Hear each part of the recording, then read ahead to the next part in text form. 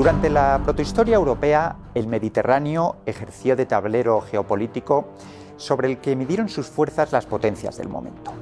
Fenicios, griegos, etruscos, cartagineses, romanos, aunque se han documentado aventuras esporádicas por parte de micénicos y minoicos en el siglo XIV a.C., no fue hasta la XI centuria cuando las ciudades-estado del Mediterráneo oriental emprendieron iniciativas colonizadoras en dirección a Occidente. Lo hicieron atraídas por los recursos mineros que tanto escaseaban en sus lugares de origen. La fenicia Tiro y los griegos procedentes de Mileto, de Focea, de Samos, de Atenas, de Calcis, de Corinto, de Esparta, de Mégara, de Quíos o Rodas, desplegaron una intensa actividad colonizadora con dinámicas de talasocracias, auténticos imperios del mar cuyos intereses acabaron provocando colisiones en la recta final del periodo conocido como Grecia arcaica. Entre ellas destacó la ciudad jonia de Focea, que había sido fundada por colonos griegos de Eritras y Teos en el siglo VIII a.C. Actualmente, Focea se localiza en la costa oeste de Turquía, y no deja de ser paradójico, llamativo, que la metrópoli de toda una superpotencia mercantil de la Grecia arcaica, con una ubicación portuaria privilegiada, esté hoy condenada al mutismo arqueológico. Nada que ver con el generoso remanente arqueológico de las colonias focenses en el Mediterráneo central y occidental. Me refiero a Elea, Masalia, Olbia, Emporión. Estas colonias son el mejor testimonio de que la navegación era uno de los motores económicos del arcaísmo tardío. Pero también conviene tener presente que navegar no era una actividad precisamente placentera o recreativa, más bien era una necesidad a la que empujaba la pobreza y la aspiración a unas mejores condiciones de vida. Los foceos o focenses han pasado a la historia como un pueblo de estirpe marinera con alma de comerciante y pescador. Cruzaron el Mediterráneo en penteconteras y sobre ellos recae el mérito de haber descubierto el Adriático, Iberia y Tartesos, aquí en la península ibérica, a partir de su emprendimiento mercantil. Pero para entender la iniciativa colonizadora de los focenses es fundamental analizar los acontecimientos que les llevaron a cruzar el Mediterráneo. Durante el siglo VII a.C., Focea había gozado de un estatus de polis independiente compensado con el pago de un tributo al rey de Lidia. Sin embargo, las circunstancias cambiaron cuando el soberano lidio Creso asimiló todo el territorio jonio ubicado en tierra firme en torno al año 560 a.C. Durante 15 años, Focea estuvo bajo el control lidio. Una privación de autonomía que fue solo la antesala de un desenlace aún más funesto. Tengamos en cuenta que la ciudad de Focea se encontraba en el radio de expansión geográfica de los persas. Un imperio, el persa, que acababa de inaugurar la dinastía aqueménida tras anexionarse el recién extinguido reino Meda. Sin embargo, habría de ser un general de origen medo, de nombre Harpagos, el que a las órdenes de Ciro II ejecutaría la anexión de Lidia en el año 546 a.C. Desde el punto de vista geopolítico, el Episodios se enmarca dentro de los antecedentes bélicos que desembocaron décadas más tarde en el gran conflicto greco-persa de las guerras médicas. Pero la acción militar de Harpagos tuvo importantes efectos colaterales. No solo trajo consigo el sitio de Focea, sino que además la incorporación de la ciudad al territorio aqueménida provocó una huida masiva de la población local ante la amenaza de ser esclavizados por los invasores. No olvidemos que cuando Focea fue tomada por los persas, las colonias focenses del Mediterráneo occidental llevaban ya varios años, décadas incluso. Estaban funcionando en esa época, con lo cual es comprensible que ante esta vamos a llamar migración forzada, una parte de los focenses se aventuraran con sus naves en dirección a Occidente. Algunos recalaron en la cercana isla de Quíos y muchos otros empezaron una nueva vida en el Mediterráneo occidental. De hecho, una de las consecuencias inmediatas del efecto dominó que acarreó la presión persa en territorio jonio fue la fundación de Alalia, en la costa este de Córcega, por parte de la primera oleada de migrantes foceos. Ocurrió en torno al 545-540 a.C. y supuso la consolidación mercantil de uno de los tramos con mayor tránsito y actividad focense, la ruta entre el estrecho de Mesina, la Magna Grecia, y el Golfo de León, donde actualmente está Francia. La nueva colonia, Alalia, la Elea griega, se sumaba a las ya existentes. Pero era Masalia, fundada sobre el año 600 a.C., la Apoiquía, la colonia que más relevancia comercial tenía para los intereses foceos. Masalia no solo ejercía un dominio estratégico marítimo sobre el Golfo de León, era la vía de acceso al comercio del estaño a través del Ródano y uno de sus principales afluentes, el Saona. De esta forma, las naves foceas enlazaban la navegación fluvial con la marítima. Se trataba de una ruta alternativa a la empleada por los fenicio-cartagineses, que intercambiaban sus productos a cambio del estaño atlántico. Sus gauloi, o naves mercantes, bordeaban la costa occidental de la península ibérica hasta alcanzar las Casitérides, que hoy en día sigue siendo un topónimo irresuelto, no localizado. En cualquier caso, el plan focense suponía una amenaza a los intereses de los cartagineses, que por entonces controlaban un espacio tan relevante como era el Estrecho de Gibraltar. A esta tensión geopolítica, con trasfondo comercial, cabe sumar que los masaliotas venían precedidos además por una cierta fama de combativos, de subversivos, una reputación de la que se hacen eco las fuentes y que muchos investigadores interpretan como un eufemismo. Quizá el término combativo estaría mascarando la condición pirática de los masaliotas, y es aquí donde convendría aclarar el contexto de la época y el recurso de la piratería como forma de vida. Hagamos un paréntesis para explicar el fenómeno de la piratería. Actualmente el término pirata tiene unas connotaciones negativas vinculadas a la clandestinidad, al pillaje o a la violencia. En la antigüedad, la piratería representaba el último recurso para aquellos marineros sin posibilidades de supervivencia. De hecho, algunos episodios que nos han llegado en forma de mito, como el viaje de Jasón y los argonautas hacia la Cólquide, podrían estar revelando la vocación pirática de expediciones como esta.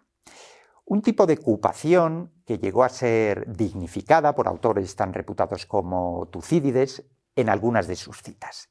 Y otros, como el historiador Heródoto, se hacen eco de los episodios en los que reconoce la contribución de marineros focenses, caso de Dionisio, primero en las costas fenicias y más tarde en aguas sicilianas.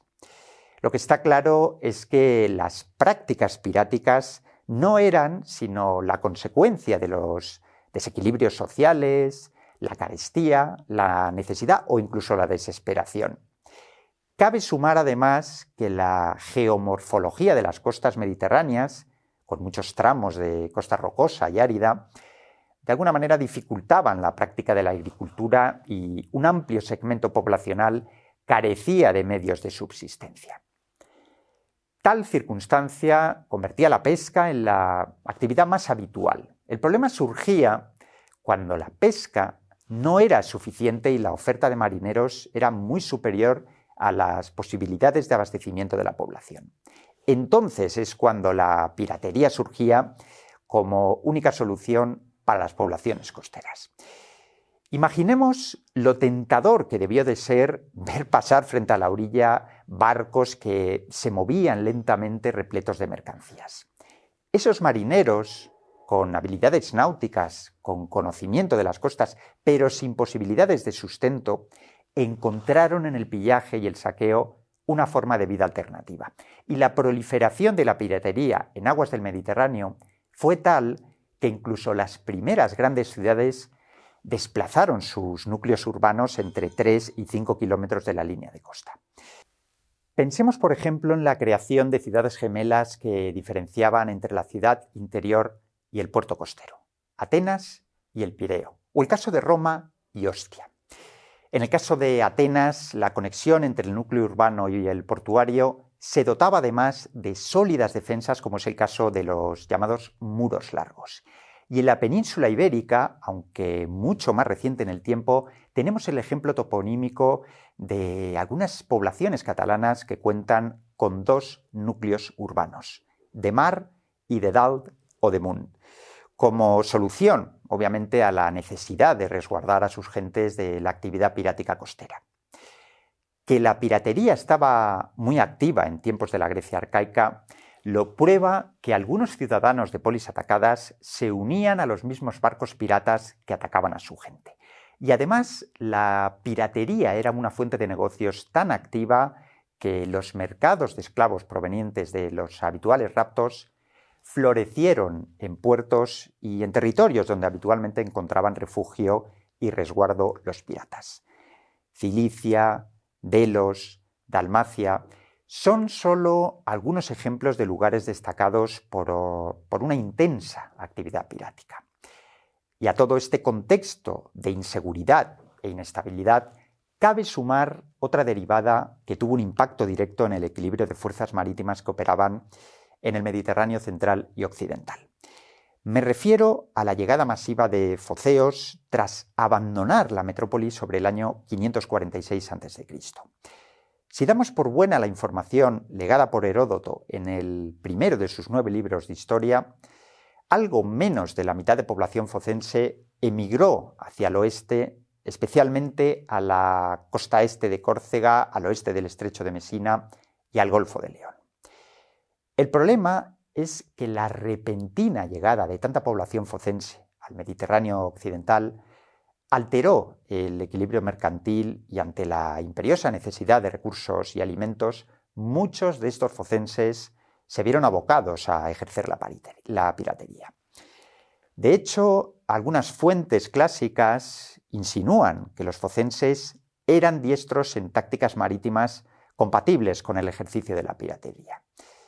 ¿Recuerdan el uso del término combativo atribuido a los masaliotas? Es muy probable que a la ya consabida inercia focea al pillaje se sumara la coyuntura puntual de la necesidad extrema. Por eso, algunos tramos de franjas costeras se vieron infestados de piratas focenses. Muchos de ellos fueron el resultado de profundos desequilibrios sociales en la propia metrópoli, donde los aristoi habían centralizado todo el poder agrario y militar en torno a la polis. La opresión sufrida entonces por los pequeños terratenientes o arrendatarios fue tal que el aumento de poder de los basileis, la élite aristocrática, les llevó a tener las manos libres para enriquecerse mediante el comercio. Y obviamente el contexto devino en rivalidades sociales internas, fenómeno conocido como estasis, que alteraron la actitud de los distintos estamentos respecto a la propiedad del suelo y que de alguna manera acabó potenciando la migración focense. Pero más allá de la coyuntura focea, el Mediterráneo estaba experimentando cambios, en un contexto en el que los griegos aportaban productos manufacturados y cerámica de lujo que convivían en todas las colonias independientemente de que fueran púnicas, etruscas o incluso griegas. Debemos asumir que a estas alturas de la sexta centuria a.C., los focenses no estaban solos en el Mediterráneo occidental. Cartagineses, primos hermanos de los fenicios, y etruscos tenían sus propias áreas de influencia comercial marítima. Y obviamente las fricciones y la tensión no tardaron en aflorar. Analicemos por separado cuáles eran las prioridades de la competencia focea. Por un lado, los cartagineses, liderados por la dinastía de los Magónidas, se encontraban en un momento de expansión naval apoyados por la red de factorías fenicias fundadas en algunos puntos de la geografía itálica, sobre todo en el oeste de Sicilia y Cerdeña y en la mitad sur de la península ibérica. Y además habían acaparado la ruta del estaño entre las llamadas Casitérides y el estrecho de Gibraltar. Por cierto, las Casitérides, de ubicación discutida hoy por hoy, han sido aludidas por varios autores distantes en el tiempo: Heródoto, Estrabón, Plinio el Viejo, y sus menciones a este lugar aparecen relacionadas con la expedición del jonio Midácrito, un personaje de naturaleza incierta, seguramente más cerca del mito que de la realidad, dentro de un contexto de expediciones coloniales de época arcaica que muchas veces servían para sugestionar aventureros y colonos o incluso para propiciar nuevas expediciones marítimas al Mediterráneo occidental. Tras este paréntesis legendario, volvamos ahora a la coordenada histórica. Recordemos que hasta entonces el equilibrio en el Mediterráneo central y occidental entre las distintas talasocracias había sido ejemplar. La colonia fenicia de Cartago ya se había independizado de la metrópoli de Tiro y Cartago, por tanto, había heredado todos los puestos comerciales tirios de los siglos previos.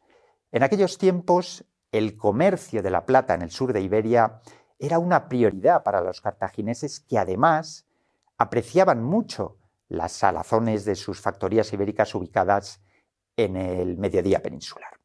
Los etruscos, por su parte, se asentaban en el centro y en el norte de la península itálica, y su proyección marítima natural, su proyección ultramarina, dirigía sus intereses hacia lo que es el mar de Liguria y el mar Tirreno. Recalquemos que los etruscos habían iniciado su aventura naval ya desde el siglo VIII a.C., justo cuando las expediciones fenicias desde Ebusus, desde Ibiza, empezaban a dirigir sus intereses a latitudes más septentrionales. Otra derivada que privilegiaba al territorio etrusco y le proporcionaba preeminencia mercantil era controlar el paso del comercio centroeuropeo y su salida hacia la costa mediterránea. Dicho de otra forma, la injerencia focea entre Liguria y la Magna Grecia era motivo de irritación tanto para el comercio cartaginés como para el comercio etrusco. Y tal recelo, como era de esperar, impulsó la necesidad de un frente común entre cartagineses y etruscos.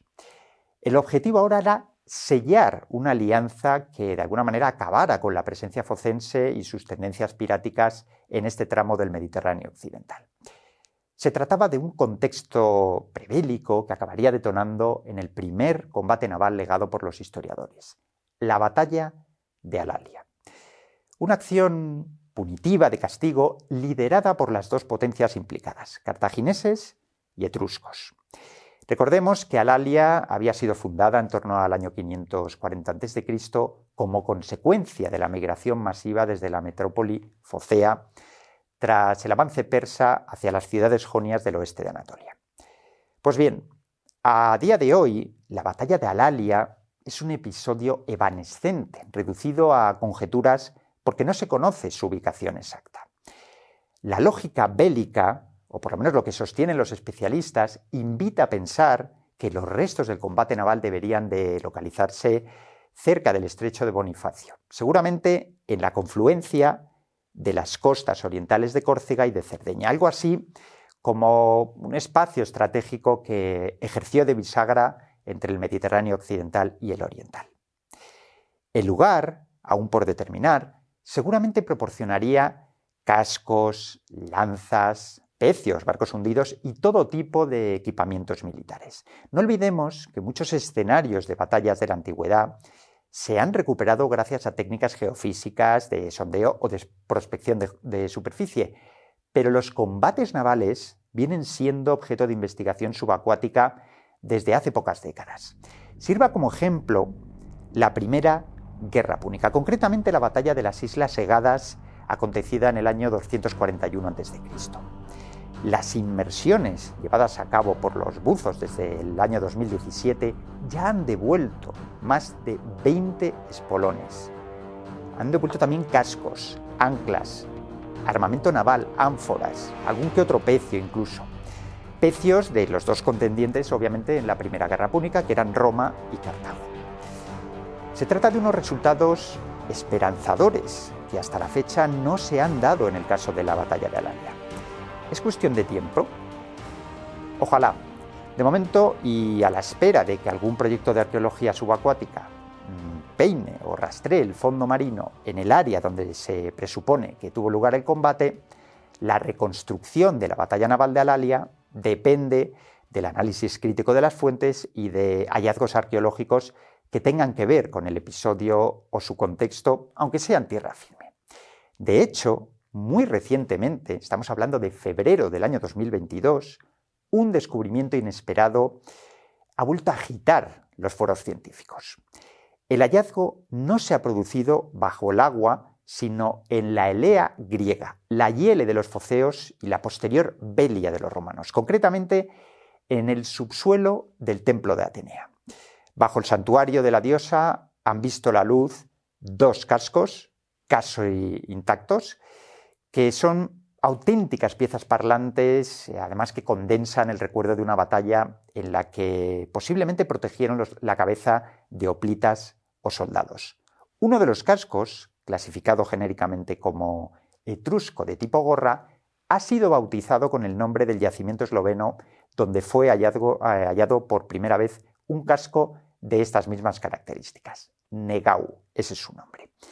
El segundo de los cascos ha sido catalogado como de estilo calcídico, que por cierto comparte algunos rasgos estilísticos con varios cascos hispanocalcídicos procedentes de territorio celtibérico en la península ibérica.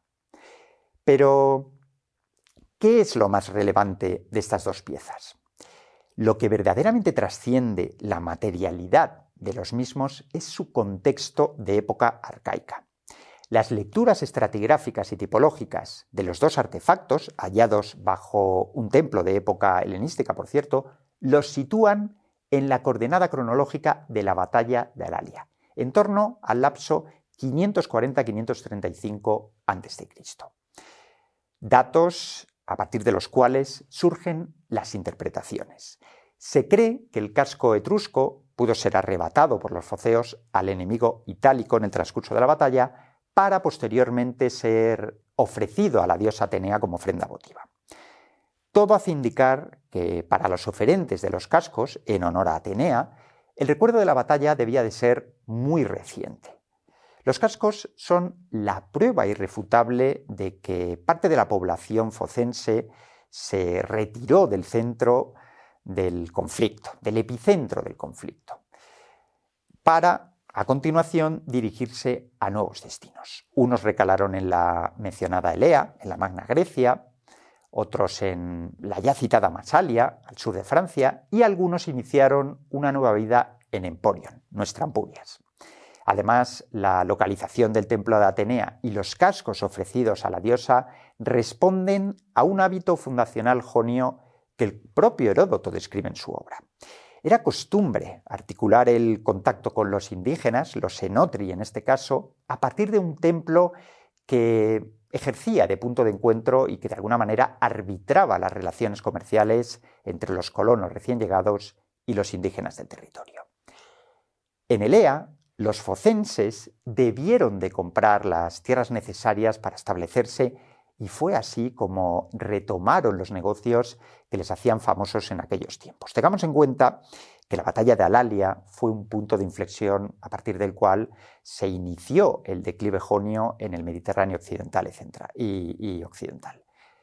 Pero sigue siendo controvertido el verdadero desenlace, las consecuencias de la batalla de Alalia y su impacto en las relaciones mercantiles venideras.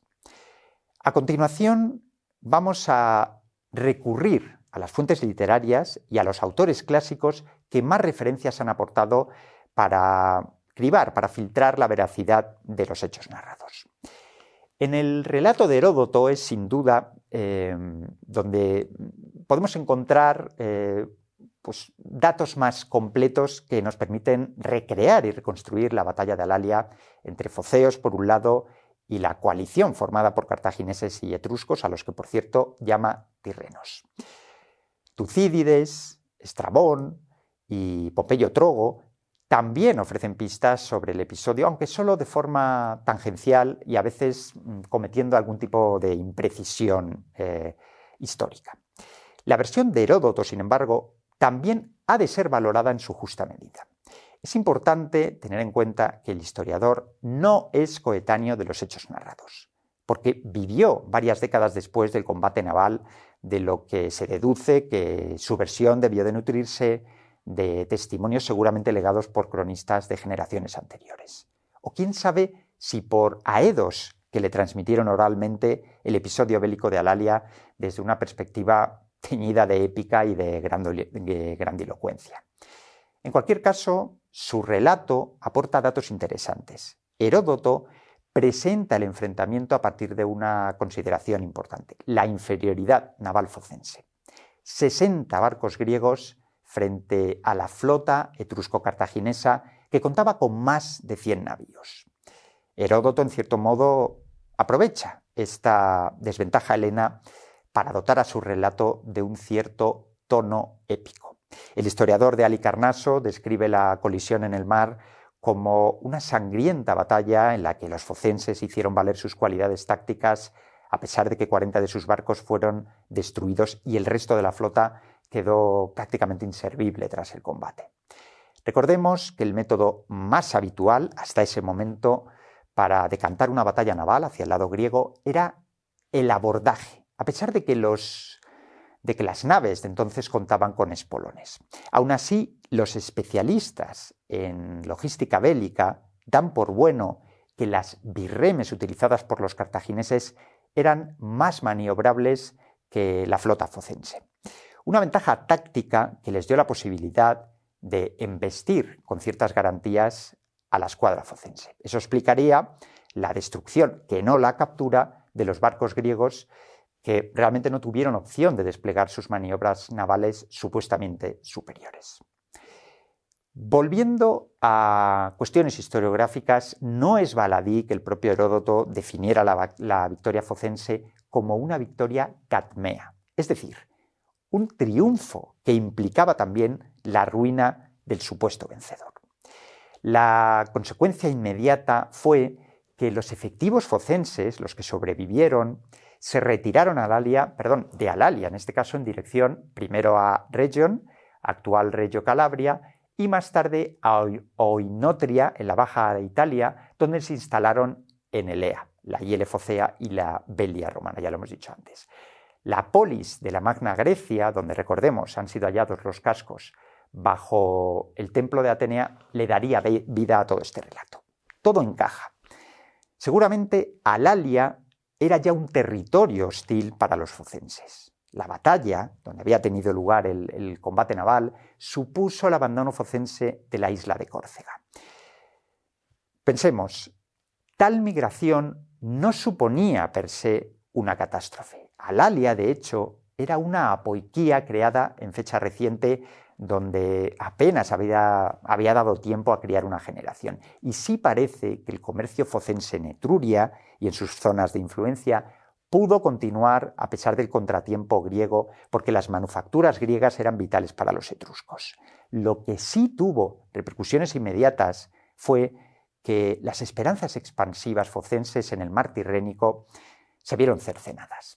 Y quién sabe si esa denominada por Heródoto victoria cadmea de los focenses en Alalia, prácticamente una derrota en términos de geoestrategia futura, fue la antesala de su deterioro mercantil en Iberia e incluso un más que posible factor de desestabilización de la civilización tartésica, que por cierto iniciaría su pendiente hacia el colapso definitivo, asfixiada quizás por los cartagineses. Es muy probable que Cartago hiciera todo lo posible por cortocircuitar el contacto directo entre griegos foceos y tartésicos. De cualquier forma, y volviendo a las repercusiones helenas, no está claro si parte de los supervivientes griegos se dirigieron hacia el noroeste, donde se ubicaban Masalia y Emporion, o si todos los efectivos participantes en la batalla se decantaron por la mencionada Elea. Además, el propio Heródoto introduce en su relato la interpretación del oráculo como justificación, como coartada, de si fue errónea la fundación de Alalia por parte de los focenses 25 años antes del estallido bélico. Sea como fuere, la batalla fue un punto de inflexión evidente que alteró el contexto mercantil y geoestratégico del Mediterráneo occidental. La ausencia de escritos cartagineses y etruscos sobre lo que ocurrió en Alalia obviamente nos impide contrastar datos y cotejar hechos. Y Heródoto no menciona nada sobre las pérdidas sufridas por etruscos y cartagineses en Alalia. ¿Una omisión intencionada por parte del historiador? Es difícil saberlo, pero los intérpretes de las fuentes siguen inmersos en un alto grado de especulación en torno al sesgo de Heródoto y al nuevo contexto posbélico. Son muchos los que se decantan por un resultado claramente negativo para los intereses focenses, tal como reconoce el propio Heródoto al definir la victoria griega como una victoria cadmea. Dar por válido este desenlace supone aceptar que los focenses tuvieron que renunciar a su política expansionista en el Mediterráneo, especialmente en el mar Tirreno, el mar de Liguria y el Golfo de León. Un supuesto que implicaría también el nuevo dominio cartaginés en el Mediterráneo occidental y la ya comentada migración focense a latitudes meridionales, a Elea, la hiele focense. Pero en este punto hay una variable esencial, generadora de interesantes debates en la comunidad científica. Me refiero a los intereses mercantiles de focenses y cartagineses. Tradicionalmente se ha dado por bueno el potencial bloqueo cartaginés del estrecho de Gibraltar, que seguramente impidió a los griegos focenses adentrarse en el Atlántico y sus mercados costeros por el lugar donde se levantaban, por cierto, las míticas columnas de Hércules. Tal vez por eso los focenses optaron por buscar una ruta alternativa para acceder al Atlántico a través de las bocas del Ródano y el Saona, uno de los afluentes principales. Eso significaría aceptar el papel rector de Masalia como emporio estratégico tanto en el ámbito marítimo como en el terrestre. En las últimas décadas se ha interpretado la batalla de Alalia como el momento a partir del cual la iniciativa mercantil focense entró en declive. Tendría su lógica si damos por bueno que los cartagineses se habían hecho con el control absoluto del paso del estrecho y, por tanto, la vía de acceso a la Huelva tartésica. Es decir, que las buenas relaciones de antaño entre Argantonios, el mítico rey de Tartesos, y los focenses debieron de verse interrumpidas tras la batalla de Alalia. Pero esta teoría viene acumulando detractores en los últimos años, especialmente Gregory Douglas, que niega taxativamente el fin de la presencia griega en el Mediterráneo occidental. Douglas sostiene que Masalia y otros asentamientos griegos continuaron prosperando a lo largo de la costa sur de la Galia. Posiblemente los masaliotas no se aventuraron más al sur o al oeste de su principal colonia, Emporion, conscientes de la hegemonía fenicio-cartaginesa en el suroeste del Mediterráneo. La tradición fenicio-cartaginesa de Gadir y su estrecha vecindad con el territorio tartésico motivaron que los focenses acabaran renunciando a frecuentar el estrecho. La estrategia seguida por los griegos jonios, los focenses, no fue otra que concentrarse en las oportunidades de negocio que le brindaban otros tramos de costa de latitudes que estaban situadas en una latitud más septentrional. Recurrieron a la navegación fluvial y poco a poco fueron explorando rutas comerciales interiores lejos del control cartaginés. En este punto no debe pasarse por alto la importancia del estaño, aludida ya en esta charla, y sobre todo su escasez en el Mediterráneo. Galicia, Elba, Cerdeña e incluso Tartesos han sido barajados como posibles fuentes de estaño en esos momentos de rivalidad comercial, pero siempre asumiendo que los yacimientos de estaño más ricos se encontraban en el Atlántico. El acceso al estaño debió de condicionar los movimientos y las aspiraciones de focenses, cartagineses y etruscos. Por lógica geográfica, los etruscos debieron de controlar, si es que fueron tales, los hipotéticos depósitos de estaño del Tirreno. Elba y Cerdeña. Y no es más que posible que en tiempos de sintonía comercial entre griegos y etruscos, previos a la batalla de Alalia, los focenses hubieran adquirido estaño del Tirreno. Bien, sin embargo, cuesta admitir que la demanda griega pudiera ser satisfecha únicamente por los recursos de estaño de las islas del Tirreno. Un argumento que podría extenderse al estaño de Galicia o de Tartesos, ambos dominados por los cartagineses, como atestiguan, por cierto, algunos hallazgos arqueológicos en Galicia que dan fe de la presencia púnica en estas latitudes norteñas. Ánforas, cuentas oculadas, cipos, betilos.